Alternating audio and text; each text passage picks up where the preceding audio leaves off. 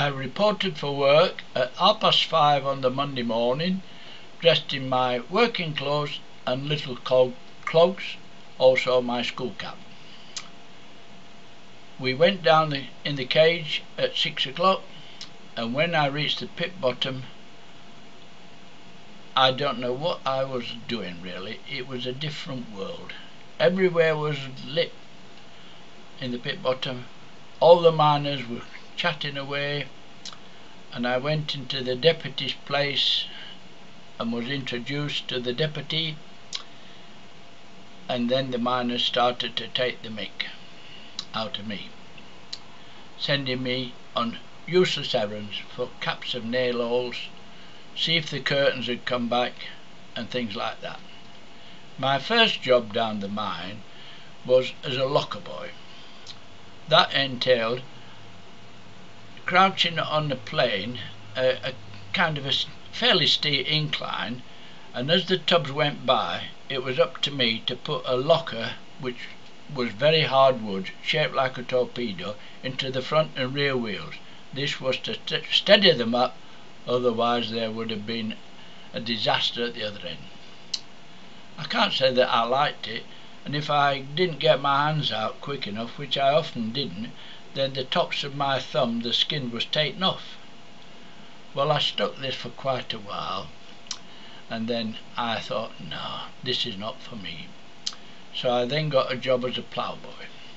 Now, a ploughboy, what he was, in a mine, along the coal face runs a belt on which the miners shovel their coal. This is then transferred to another belt to a loading bay. Now, where the transfer occurs, lumps of coal, dust and slack fall off, and unless that space underneath is kept clear, then the whole belt jams and everything stops. So from the time I started until I finished my shift, I was non-stop. I reckon I shoveled more coal than a miner, and I was as black as the ace of spades. I can't say I liked that, so I decided to go to another mine. I left there and started at Ickleton, Maine. Now, when I went to Ickleton, Maine, that was a mine owned by Lord Halifax, and it is stated that he used to get 6pence for every ton of coal that came out. On my first day down there, I went with my snap tin full of, what you could say, lettuce sandwiches, very nice, and half a dozen lollipops. I love my lollipops, and sometimes I would change one for a chew of tobacco, but I didn't like the tobacco. Miners chewed tobacco, not swallowing it, they chewed it to gather the coal dust and stop it going on their lungs. That's the sole reason miners had tobacco. Anyway, when I was there, I was called an haulage hand, and that was clipping empty tubs onto a moving steel coil which ran the length of the plane, and I used to ride at the front.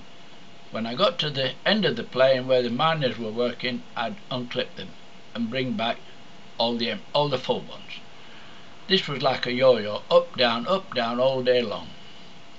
Well, I wasn't enamoured with that, so I got a job as a timber boy, and I had a little donkey engine, and my job then was to load a tub with 4-foot props, lower it down to the coal face, unload it, and supply the miners with the props, because in my day they were all wooden props. 4-foot was the one. That was the height of the seam, 4 foot. Now, as the things progressed, the end of my rails was nowhere near where the miners were working, coal face, so that meant I had to carry the timber. I wasn't happy with that, so I then rigged a piece of rubber, thick piece of rubber, halfway between the mine coal face and my tubs. I then pick up a prop, twist it in a whirl, make it bounce on this rubber, and then it would shoot like a torpedo down to the coal face. sometimes I was just missing the miners by feet, and obviously I got into trouble, but I just ignored it and carried on. On a morning I'd load a tub with 4 miners and lower it down to the face, charging them 6pence for the privilege of a ride, which was fair, I thought. Now this carried on for quite a while, and then I had another job, and I didn't like that, so I then transferred to another mine, South Kirby. There I was a timber boy, supplying a stall which consisted of 4 or 5 miners with empty tubs, and I was driving a pony. The pony used to bring the empties, and I'd supply each stall with so many tubs. Depending, they needed the tubs because they were paid on how many they filled. Now, if they never paid me a good tips at the end of the week, I didn't give them enough tubs, and when they cottoned onto this, I used to get lovely bonus at the end of a week from them, so everyone was happy. When the shift was finished, I used to ride on my pony, lying by the side like an Indian, and gallop it up the plain. And it was lovely to see the miners' lamps, well, it wasn't lovely, it was funny to see the miners' lamps going left, right and centre, cursing me for what I'd done, because you really wasn't allowed to ride a pony. And by the time I got it to the stalls, well, everyone was happy, including me. During my period here, we had the inkling that there was a war pending, and every time we came up out of the cage, we asked, has it started yet?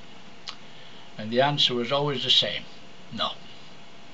But eventually we came up one day and we asked about the war, and we got the verdict that it had started, and this then changed everything.